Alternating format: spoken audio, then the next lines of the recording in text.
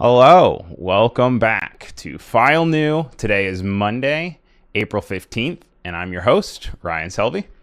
If this is your first time tuning in, welcome. This is your best weekly source of creator, artist, and tech news. Today's show is for the video nerds, myself included.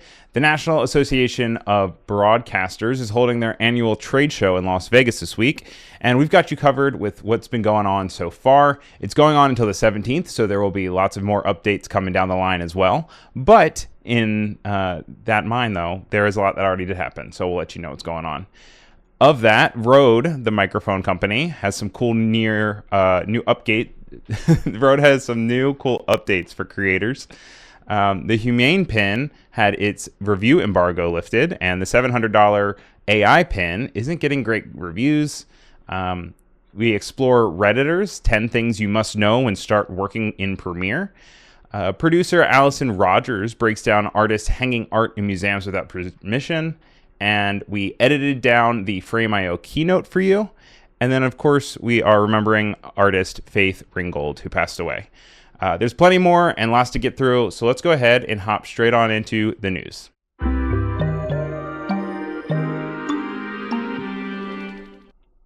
Let's start off with some hot off-the-press Adobe news that's being announced this morning. Adobe Premiere and Adobe Firefly have some really cool new features coming soon.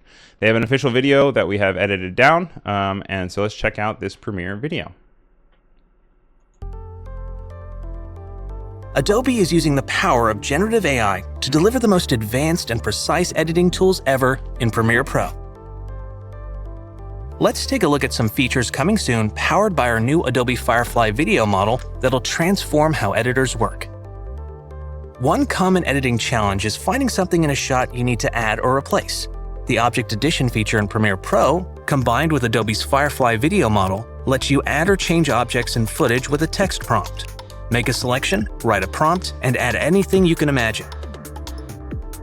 These diamonds were created by the Firefly video model currently in development. And not only can you add objects, but you can easily remove them too. Object removal with AI-based smart masking makes selecting and removing objects across frames quick and precise. Here, this distracting utility box is removed with Firefly. Remove unwanted props, crew or gear, or copyrighted elements like brand logos. And with Premiere Pro, all your edits are non-destructive, so you can always get back to your original footage. When your clip is too short and you want to hold on a shot or a character for an extra beat, Generative Extend intelligently adds frames with Firefly, extending your footage, so you have the exact media you need. Like here, where we extend this shot of the woman a few frames. As we continue to innovate, we're committed to transparency through the use of content credentials. Now coming to Premiere Pro, so you always know whether AI was used in the creation of the media you're viewing.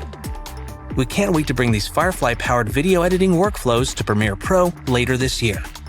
And there's more.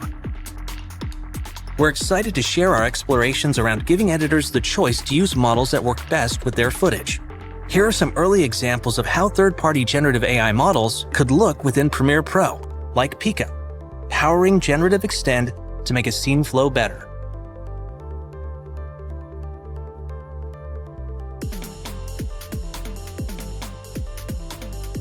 From OpenAI, here's an example of their Sora model, currently in early research, generating B-roll for any scene. Through simple text prompts, Sora creates variations for you to choose from.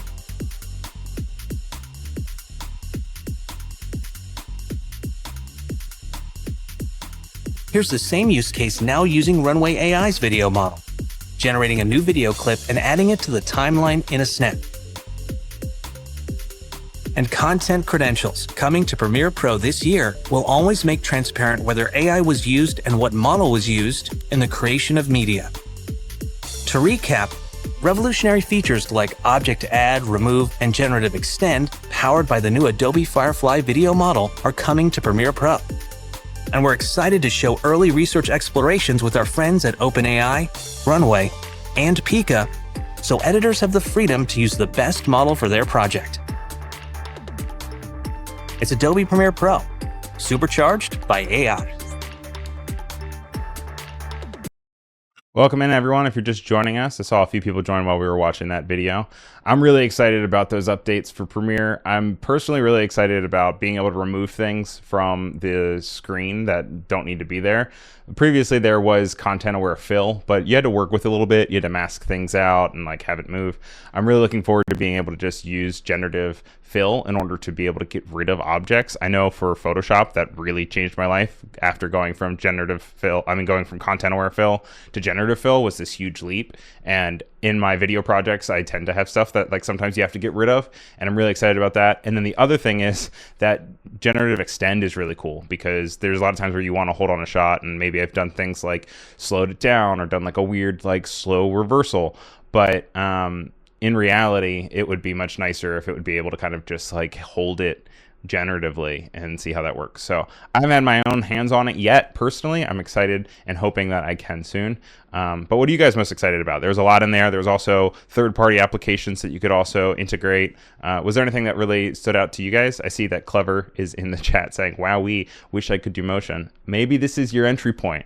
Maybe this is something where finally you can get real excited and you can start messing around with it. So you guys all have to let me know.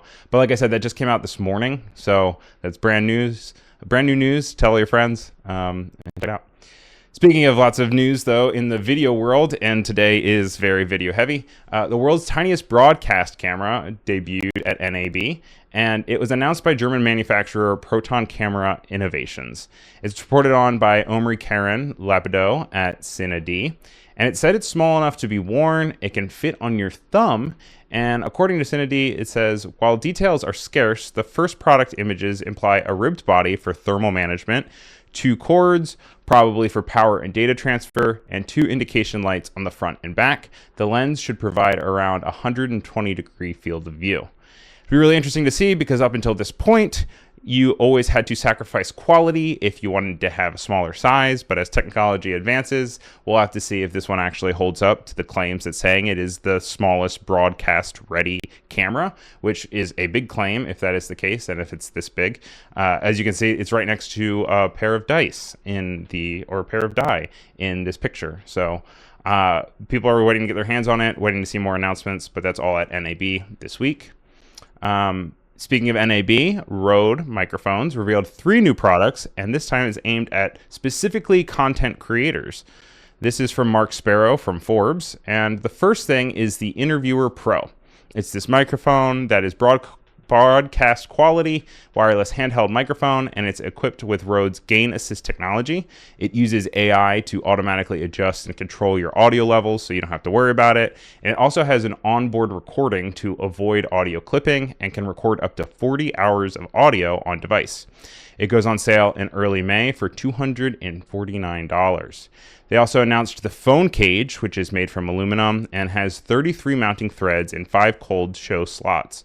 It connects via a MagSafe connector on the back with a magnet. You can see that it's going around the phone, so that white isn't empty part of the phone. You can see the iPhone 15 is smaller and magnetically attached, and then it kind of goes around. The cage gives it a really easy grip to film with, and it'll be available later this month for $120. But maybe you don't want all of that and you just want a magnetic mount. That's the third thing that they announced, and it's a magnetic mount for microphones, lights, and other accessories. It's available later this month for $80, and I love my MagSafe stuff. I have my phone right here. It's on a MagSafe stand that you can just go and you can click it on and off. Definitely recommend anything that you can have that is MagSafe.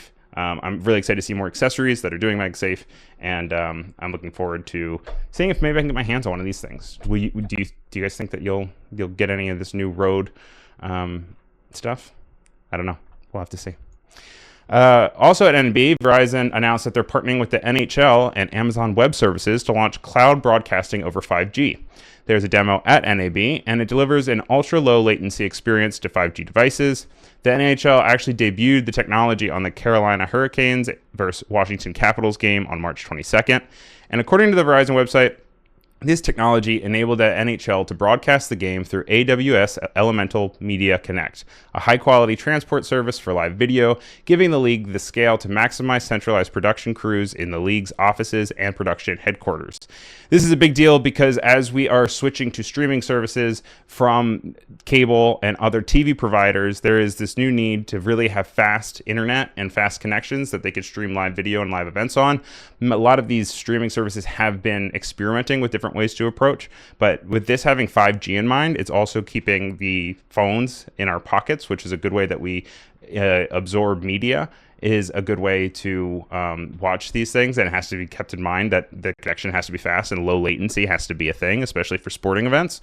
And it's exciting to see that this technology is progressing and that hopefully even things like this live stream will continue to progress faster and get lower latency.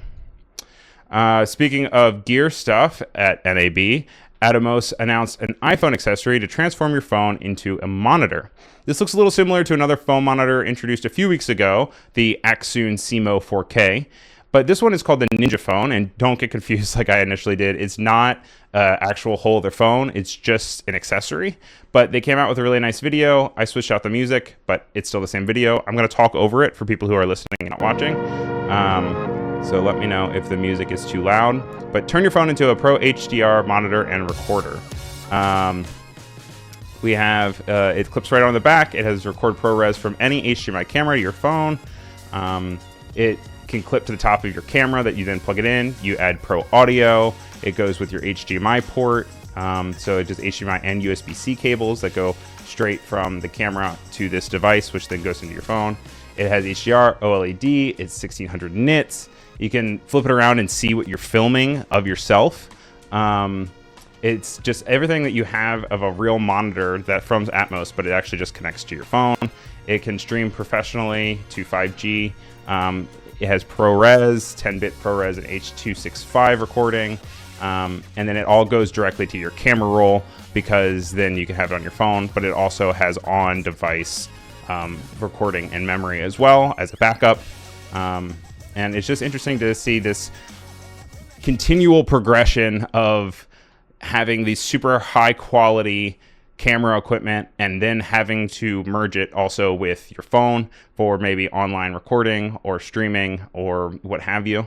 And it is cool to see these two worlds combined. There's also a whole new section at NAB that is focused on creators because the canyon between the two used to be much wider and deeper. And the idea that you had unprofessional, not in an insult to them, but unprofessional in the way that it's like not for professional means, like gigantic broadcast companies. And then you had broadcast company, professional companies. And there was this big caveat between the two. But now more and more people on the unprofessional side that maybe have a YouTube page or Instagram or TikTok are buying more expensive equipment to then put in their garages for different self-recording technology and creating high quality content that can go as far as becoming a blockbuster like Everything Everywhere All at Once, which was edited in Premiere.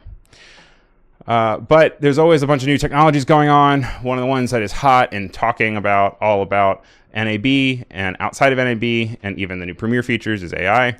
And there is a new AI-focused proposed law in California. It's being backed by Screen Actors Guild and the Recording Industry Association of America, among a handful of others, so I expect it to probably go farther. Reporting comes from Matt Novak at Gizmodo.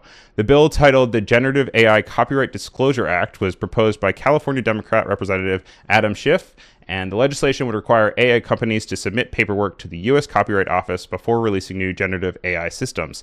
The paperwork would have to explain what copyrighted works were used to build the systems, and if this were to go into effect, I would imagine that the pacing of AI systems would slow down and there would be more review.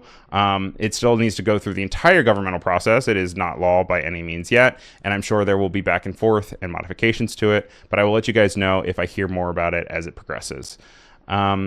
Roku filed a patent for showcasing ads on your TV whenever it detects inactivity. This is news that I hate, and I wanted to report on it because I hated it so much.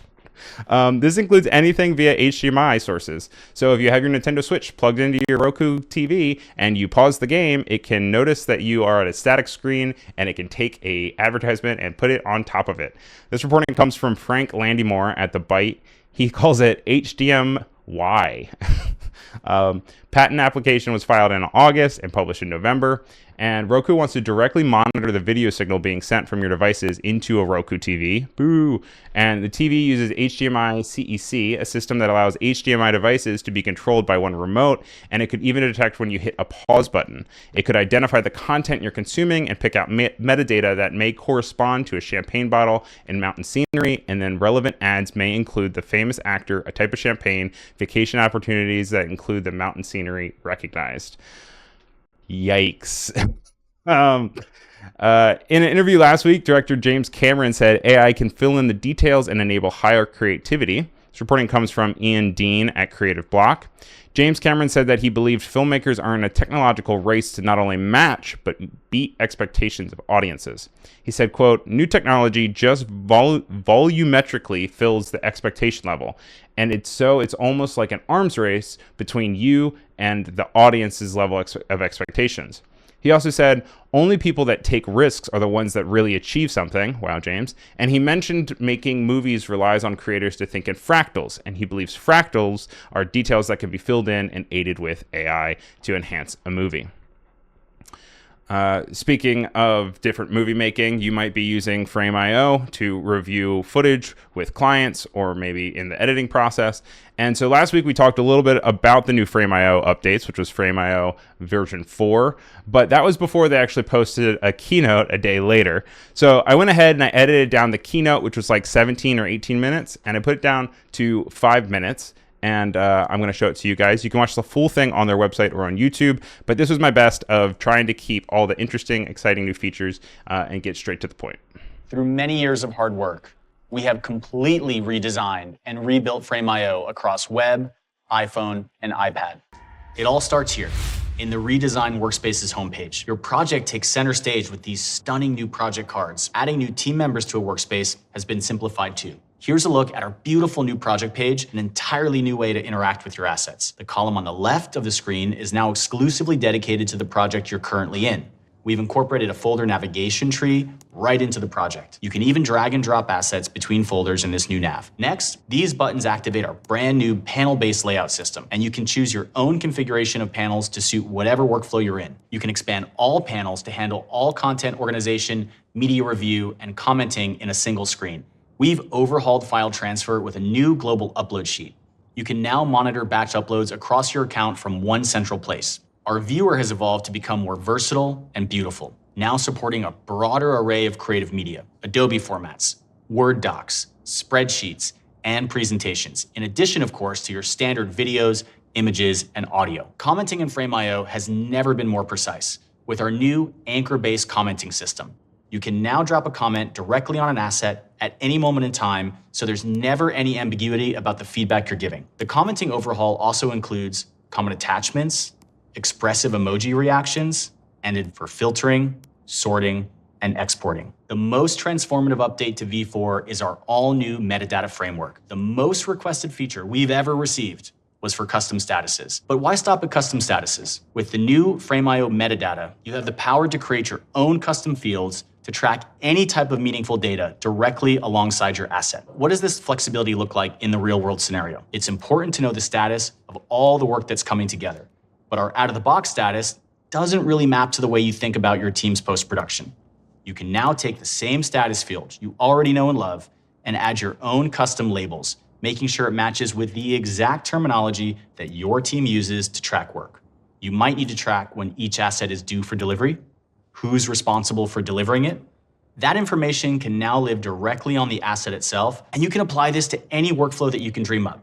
Think about a casting process and being able to easily track an actor's name, role, and rating, all as metadata on their audition tape. Or consider a dailies workflow, where it's most useful to sift through the day's content by shoot day, scene, and take. Having all this metadata is one thing, but actually using it to power workflows is another. That's where collections come in.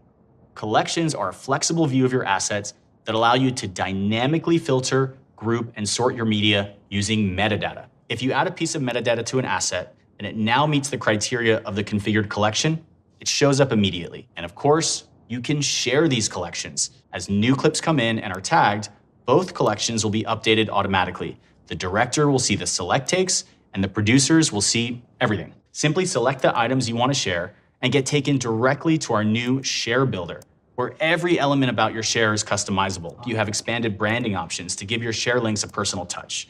You can set a custom background image, add a logo, and bring it to life with your company's colors. In our new sharing panel, all of the familiar share settings like password protection, expiration, and download permissions are easily accessible and can be toggled on or off. Our Pro plan will remain simple, and our Team plan will offer 4 unique roles, giving you more control to determine who can do what. Crucially, roles are not tied to the user. You can invite the same user to different projects, each with their own unique role. We'll be offering more granular access controls by allowing folder and subfolder level invites, all of which will be rolling out later this year. And everything I've shown you is available on our award-winning mobile apps for iPhone and iPad. It encourages even the busiest executives to provide feedback no matter where they are. It's not just a simple copy and paste from the web. You can see the new Workspaces page with the beautiful new project cards, and a project page with all the same asset configuration controls as our web app, where you can now quickly swipe between assets for a lightning-fast browsing experience. Annotations are now better than ever on mobile with our new full-screen drawing tool, allowing you to draw with detail and dexterity. All of our most powerful new metadata features are also available on iPhone and iPad. And when you're ready to share, you now have the full Share Builder in the palm of your hand. To get version 4 out to you as soon as we can, we're going to be rolling it out in stages throughout 2024. Starting today, version 4 is available in beta to eligible Pro plan customers across web, iPhone, and iPad. Thank you for joining us. We can't wait to hear your feedback. You guys are trolls. You guys are absolute trolls. While that video was playing, in case for anyone who's listening, this is the podcast. This is available as a podcast. We'll get into that in just a little bit. But if anyone's listening to this as a podcast or a replay and you can't see the Behance chat, I just want to let you guys know that the entire time that was going, the entire chat was going off over the idea that he wasn't moving his hand while he was sitting at the desk. And Peter said that the mouse battery is probably dead. I even saw someone said that his arm was nailed to the desk. You guys are so rude. Oliver's saying if my desk was that tidy, I'd never be able to find anything. Voodoo Val is talking about how there needs to be about 10 different coffee cups in order for it to be realistic on the table. I mean, I have one over here. But there are so many cool things in that keynote. And the thing you guys took away from it was the fact that he didn't move his arm when he was using his mouse. And also just, you guys are trolls. So anyway, exciting updates. It's great. Looks awesome. You can watch the full keynote online and you guys can see if he moves his arm through that. But just in the way that I edited it, apparently he doesn't move his arm. You guys are talking a lot about AI, and so let's continue that conversation. The review embargo for the Humane AI pin ended last week, and reviewers were able to release their initial thoughts on the pin. If you're not familiar, it's essentially a magnetic device you wear on your shirt that has a microphone, a button, and a camera.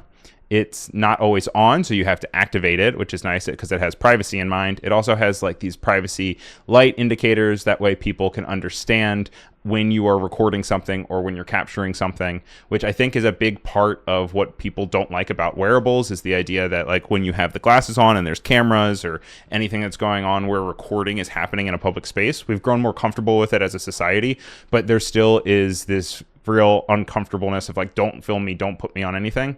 So this new AI pin takes that and puts it into mind. So that's a thumbs up.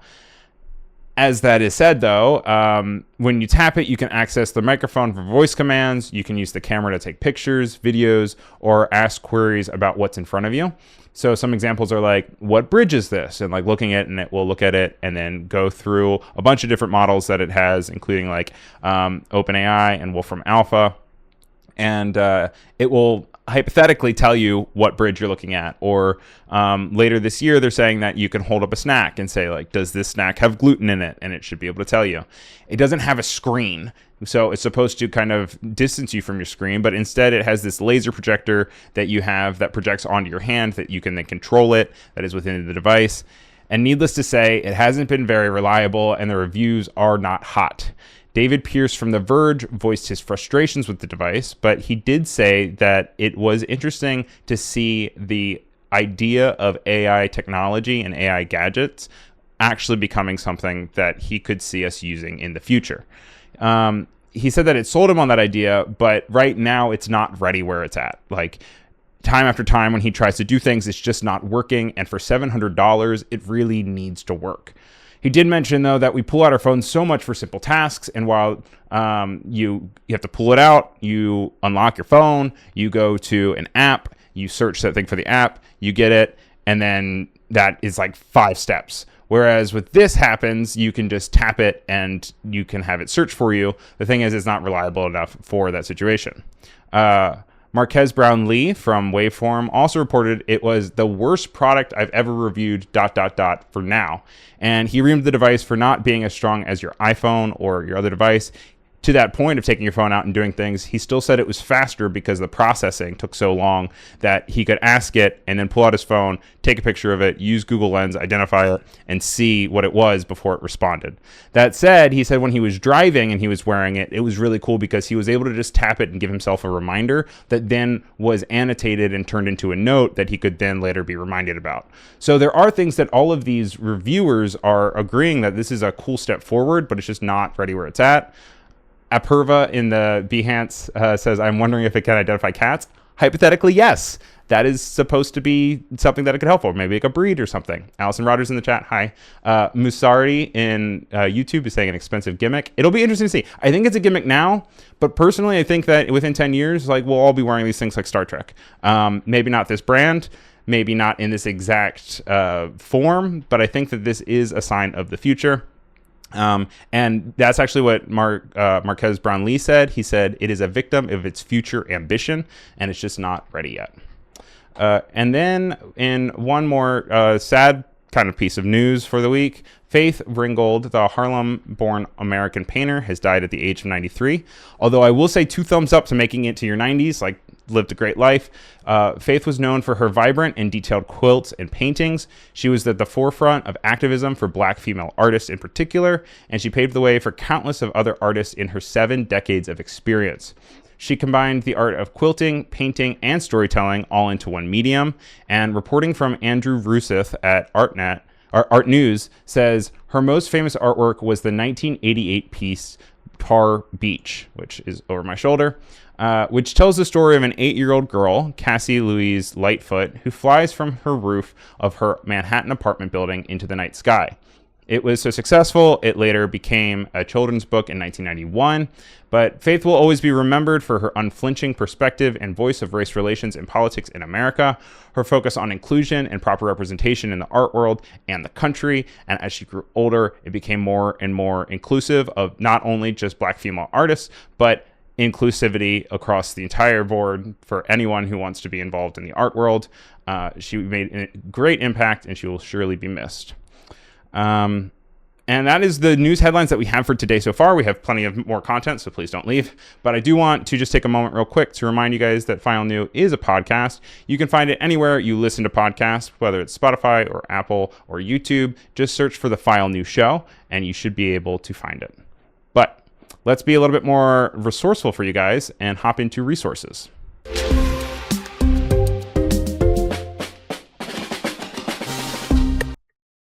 So for this week's resources, the first thing I wanted to point out was the 10 things you must know when starting to work in Premiere.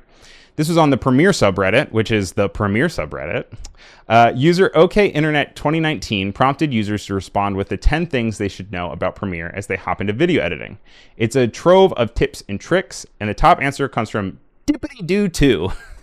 He says, organize your project folder outside of Premiere in Finder on Mac or on Explorer on Windows with all your assets so they're all in the same place. I find labeling folders by 01 video assets, 02 audio assets, etc. works for me, but your mileage may vary. He also mentioned a few other things like being sure to interpret your footage before you start up. There are also a bunch of other users that said a bunch of different tips. Dipper99 says, be sure to duplicate your sequence before making big changes to your cut. That way, if you wake up tomorrow and hate what you've done, you can easily return to the way it was before, which also you can also do as save in versions if you want to do that as well. I'm actually going to go ahead and I'm going to share my own screen, and we're going to get a little sneak peek of Allie's section that we're going to have in just a few minutes. But I thought it'd be a good time to maybe even showcase a few of the different things that are available in this Reddit walkthrough. One of the things that Casper785 mentioned was the slip and slide tool, which you can find over here right next to your other tools. You can also get it by pressing Y or by pressing U. And what happens here is when you click, your source monitor will change and it will show you two different clips here. So we're here on V1 and you can see that right here and right here we have different cuts of alley. By using this tool, slip tool, we can move around the intro and outro parts of the clip itself without affecting the first clip and the end clip. By contrary, if you want to do the other way around, you can use the slide tool, which will then move the selected clip and extend the before and after. That way you can keep your footage before and after in at least the same place and move around, and it will extend the clip to the parts where it was going to be extending anyway and back before. Another really good tip was this match in frame and reverse match frame. So if you are in your editing workflow and you find a frame that you wish you had the source to, all you do is you press the F key and it'll open up your program, your source monitor, and it will show you exactly where it is in the source that you have. You can see that we made this a really big piece, and so this is actually what's being referenced here. Alternatively, if I have something in my source monitor that I know for a fact is in my composition and I want to see what it is, you can hit Control R, and it will move it to where you are, or maybe Shift R, and it will move it to where it is. So I'm going to go here, press Shift R, and we can see that it matches and shows me in my composition where it's at. The entire subreddit thread is filled with lots of really good tips and tricks for your Premiere workflow. There is always something more to learn when it comes to Premiere, at least in my experience. So I would definitely suggest going in and just seeing if there's anything that, you haven't learned yet. And maybe, it can speed something up and turn something into one click when you have 5 clicks before. There were definitely some things about ripple editing, among others, that I think is really good. And no matter who you are, I think you can learn something from the thread. And then one of the resources that we have for you guys today is from this really great site, No Film School, that I recently have just started reading. And it's a fantastic resource to anyone who is approaching video editing or is just interested in movies in general. Not only will it give you updates in the industry, but it will also regularly break down industry knowledge from beginner to expert. This week I wanted to highlight one of their articles by Jason Hellerman, and it goes through 50 plus camera angles to know. Each is provided with visual aid in the form of a diagram or video to showcase, and it helps you use the correct lingo when articulating the shot you're looking for or when you're talking about equipment. So check it out. No Film School. I'll have the links in the description after the show. I have them set up. I haven't put them in yet, but it is very cool, very knowledgeable, very helpful, and I definitely suggest checking it out. All right, that's the resources we had for this week. Let's hop into the ticket booth.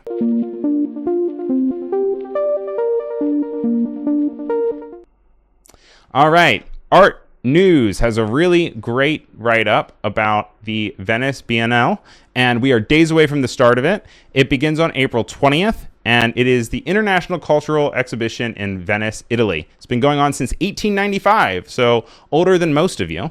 And there are 88 pavilions showcasing artists from around the world. Alex Greenberg from Art News walks us through all 88, highlighting the artists to see and what to expect. There's also obviously controversy and discussion around countries being involved because it is the world and it is world politics. It's always fascinating to me. I read this article back when the World Showcase was really big for the World's Fair, and it's very similar things because obviously anything that you do includes representation, and it's how countries react with each other and how they're represented. And so they do a really good job of both including that and talking about every single artist that is in the pavilions and what they're showcasing, which is really cool to see. To that point, that was Art News. Over on ArtNet, there is a really good article by Jo Lawson Tancred, who dove into the data behind the BNL. She examines the curation of the show by Adrian Adriano Pedrosa, and he is the current artistic director of the Sao Paulo Museum of Art, and he is actually the curator for this year. He has dubbed the theme Foreigners Everywhere, and this will be the largest Biennale ever with 331 artists. There were 213 in 2022 and only 83 in 2019. So that's over 100 some more than last time. So it's definitely a lot bigger. The ArtNet article goes into great detail about the increased representation in this year's show. Western countries only represent about a quarter of the artists this year. In 2019, over half of the artists were New York born. And Adriana also focused on including artists of all age and even included those who have died. If this year is any indication of where it's going in the future, we can expect more representation and a more global view, which I think is always a really great look because art comes from all over the world and it's great to see it. But all this exhibition talk is getting me thinking about art, and Allie has some really great thoughts on the matter. So let's go ahead and hop on to...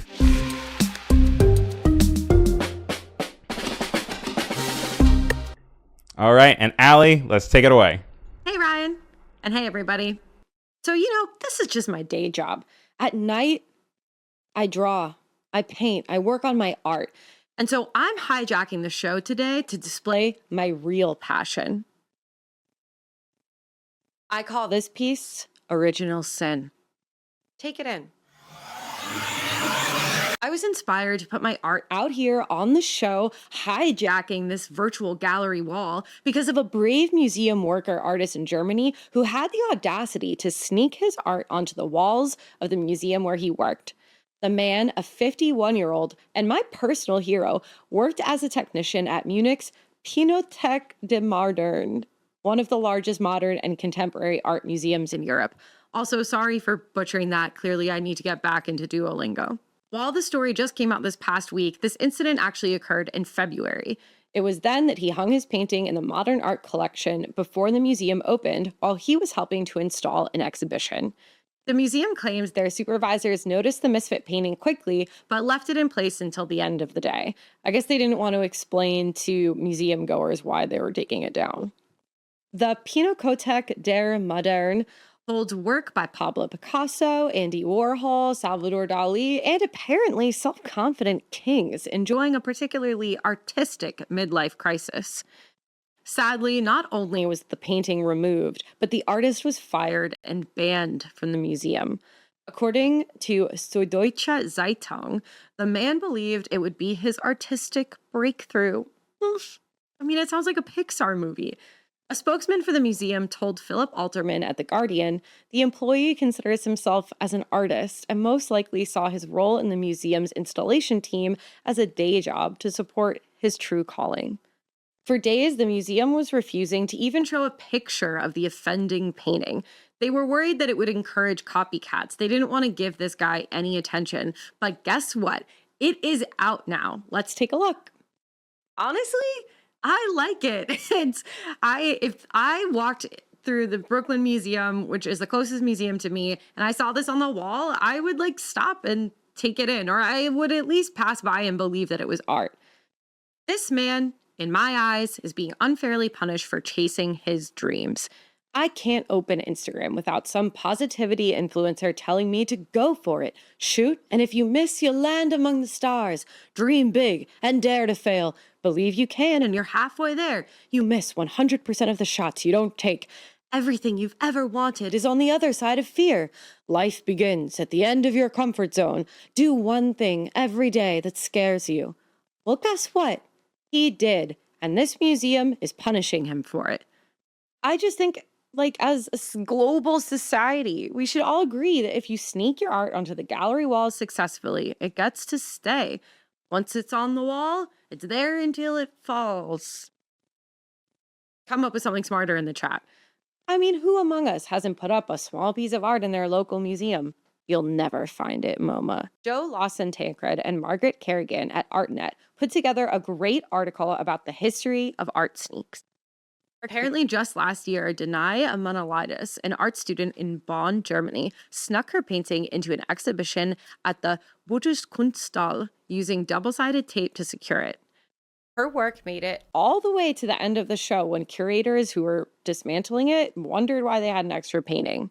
Instead of punishing the artist, the museum tweeted, "We think this is funny and would like to know the artist.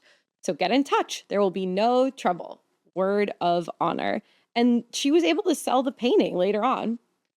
In 2003, Banksy, disguised as an old man, glued a painting of his to a wall in the Tate Britain, which hung there until it fell a few hours later. Gotta get better glue. In a statement to The Guardian, Banksy said, "To actually go through the process of having a painting selected must be quite boring.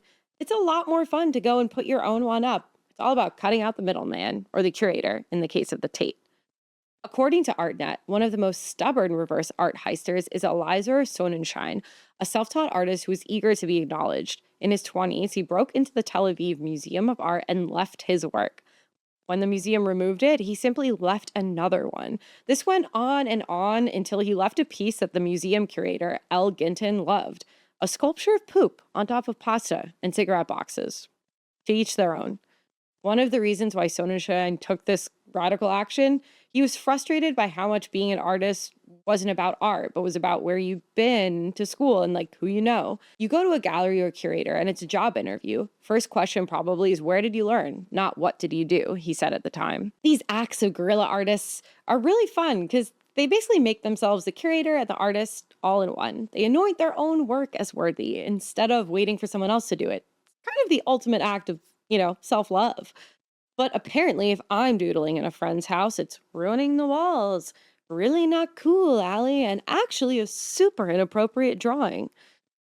These stories are fun also because they remind us that to some degree, what distinguishes a drawing or a painting from art is its context. Most of us just accept that if it's in a museum or a gallery, it's art. This whole thing reminds me of the 2007 Joshua Bell subway experiment.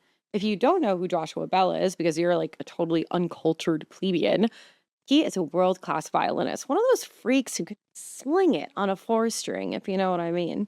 The gist of the experiment was to see how many people would stop and just enjoy the talent of Joshua Bell busking at an arcade outside a DC metro station.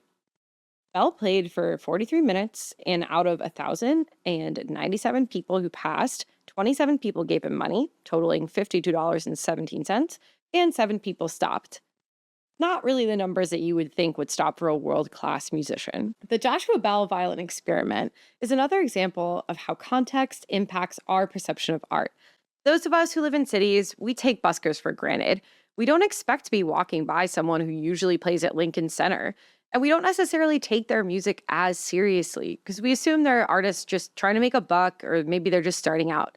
Joshua's stunt reminds us the talent can be anywhere. We should pause to appreciate art whenever we can. At least that's what I take away from it. Ultimately, I think more artists should be hanging Renegade art in museums. As long as they don't damage other artwork, it's fun. I will always, always support pranks of whimsy and artistic stunts. They keep us young. And Ryan, you better not ever remove my art, my beautiful oil pastel drawing, Original Sin, from this show. Okay, erase me, Ryan, erase me!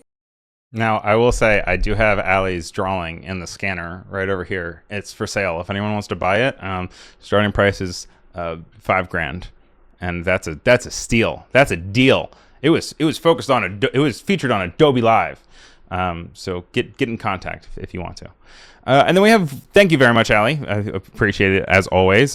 Great breakdown. Also, never be in charge of curating museums because it would just be chaos. You'd walk in, people would be just nailing things to the wall all over.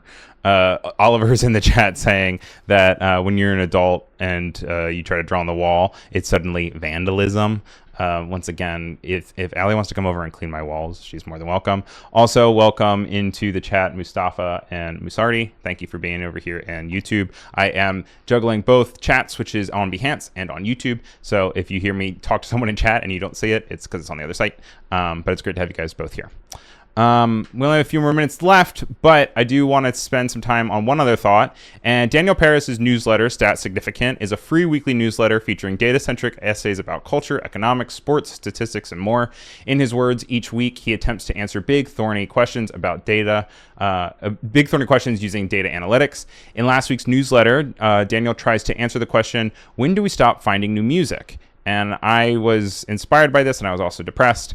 And spoiler, our music taste is pretty heavily tied to our coming of age. Peak influence for individuals identifying as female is age 13, and identifying as male is 14.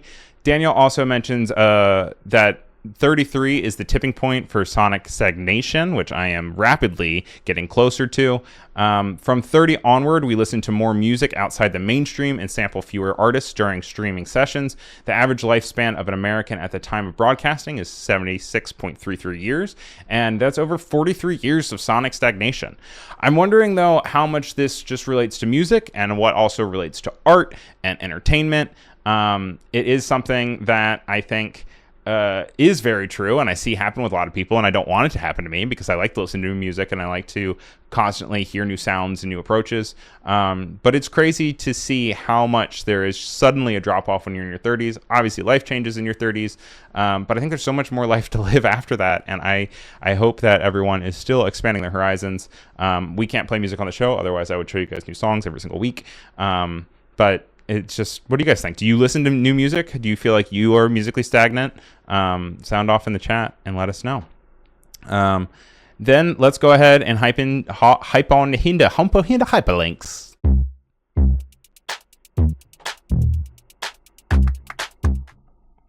Our first hyperlink of the week is from The Pudding, and This is a Teenager by Alvin Chang. This is a really interesting visual site I wanted to bring up. It is this really cool article about the studying of teenagers from 1997 until now. And so this one just starts breaking it down by one individual, who is Alex. And as you kind of continue to read it and you scroll down the page, this is me actively scrolling, it then starts to introduce all of the other students and kids in the study.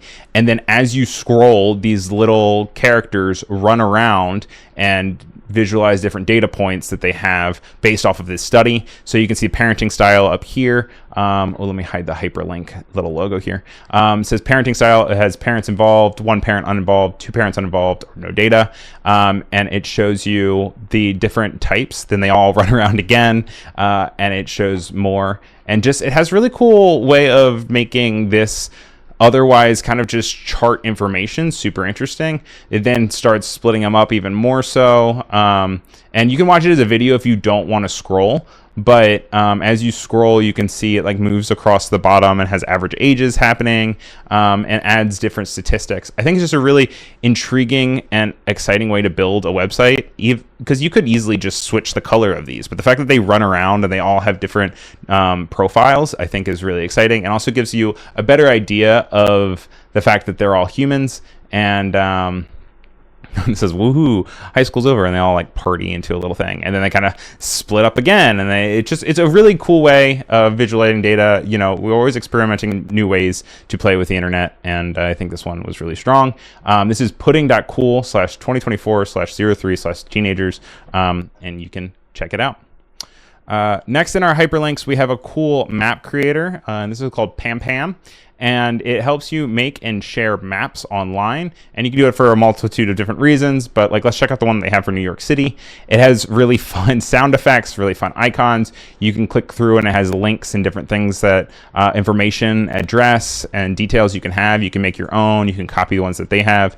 And I also just love the animation style of it all. The website's great. The service is free. You can share different stuff with different people. You know, you can go around the globe. You can look at different little highlights. Has different icons for stuff.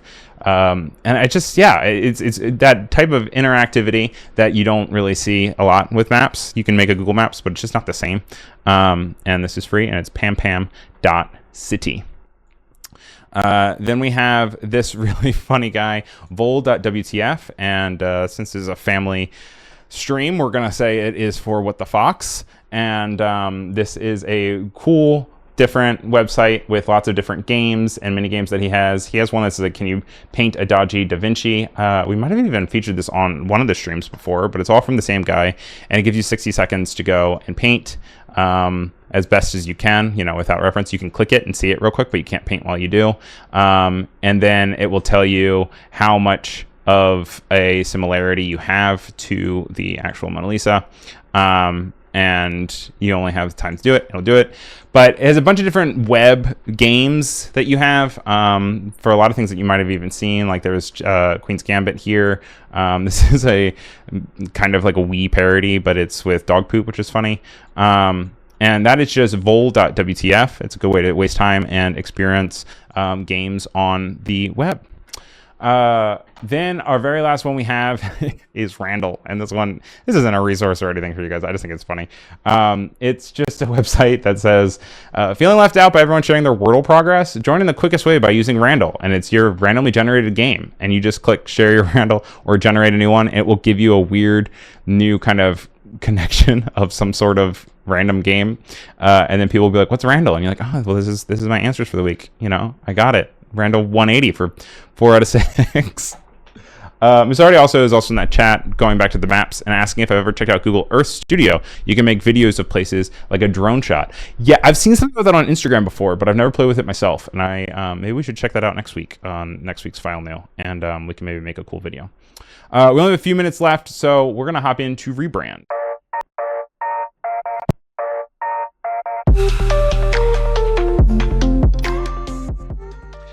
Well, I accidentally hit Spotlight, and so we're going to go into Spotlight instead. This one is artists create adorable tattoos featuring cute animals and creatures, and this is from Design You Trust. It is a Seoul artist, Boy the Fish Lover. They are in Seoul, and I would totally have a tattoo of them if they weren't in Seoul and they were somewhere in America I would travel to. They have very, very, very cute tattoos. You should check them out. I'll have the link for you guys in the chat, but this is one of a little frog with a hat. And then the other spotlight we have is about Gustav Klimt, and apparently he was a cat daddy. And this is from Adnan Quilbali from ArtNet. And there is a rumor that he says that he used cat pee as part of his process and his paint. But they go into it and they basically say that he probably didn't. He probably just did it to mess with people.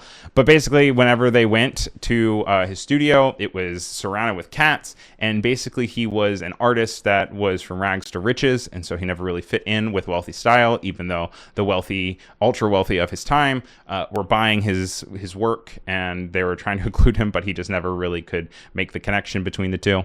It's just an interesting little write-up. Apparently he was a cat daddy. You can check out the article on ArtNet. And now we'll go into rebrand.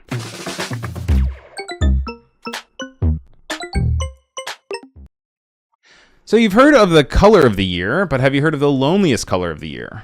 Sherwin-Williams, the paint creator, announced their least tinted paint that they still believe merits attention. This comes from Rudy Sanchez at the Die Line, and it is the first of Sherwin-Williams' approach to the loneliest colors, and it is SW6698, or Kingdom Gold. It looks like this. And they enlisted fashion designer Dapper Dan as the loneliest color creative director. They created a line of wearable art inspired by Kingdom Gold, which will get auctioned off to benefit Habitat for Humanity. It includes jackets, soccer kits, sneakers, vests, and bucket hats. I can kind of understand it. I would never really see a wall that looks like this. I do think, though, that it is interesting to see how we kind of fall into this constant same color of everything vibe. And it is exciting when people try new colors and try things that are maybe a little bit off the beaten path. I will not be buying this color anytime soon, but I do think that it's also a very interesting brand activation in order to be like, this is the thing that sells the worst. Here it is. Which, I mean, I guess is kind of what you need to do in selling anything, is to sell more of the thing that you're not selling a lot of. But it is a fun activation, and it's creative, and I tip my hat to that. But that's all the news that we have for today and all the time that we have for today. That said, we are going to be continuing to roll off of the same stream. So don't go anywhere if you're watching. We will be back again next week. That said, if you are watching and you don't have time to catch a live stream, please check us out as a podcast. We're available on Spotify, on Apple iTunes. We're on YouTube, you name it. Just look up The File New Show. My name is Ryan Selvy. RyanSelvy as in Victor Y. Thank you to everyone that was in the chat. Thank you guys for being here.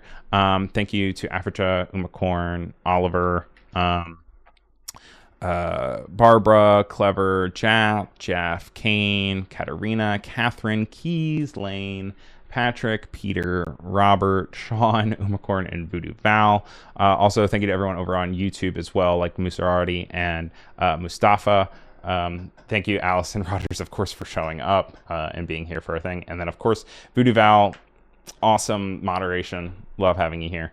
But we will be right back. Like I said, don't go anywhere. And then also, I will get this episode up for you guys real soon on the podcast because it probably will be a different event because this one is tied with another one. But you get my point.